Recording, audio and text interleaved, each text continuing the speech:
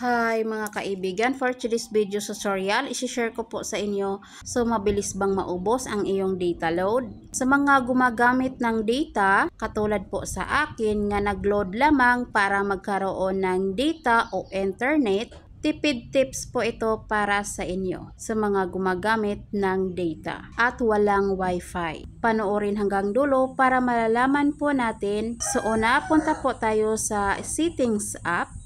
Pindutin po natin itong settings. Then pindutin ang connections.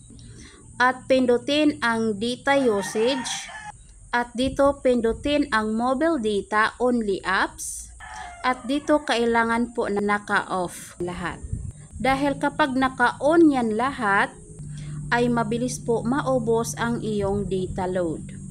At kailangan yung mga apps nga ating binubuksan ay i-close all po natin. Pindutin po natin itong nasa baba para ma-close all po natin lahat. Dahil nagra-run po yan ng data. Kaya yung data load natin ay mabilis lang maubos dahil hindi natin ito ginagawa. So kailangan natin ito gawin para makatipid po tayo ng data load. So yan lang po ang share ko sa inyo mga kaibigan. Thank you for watching and bye-bye.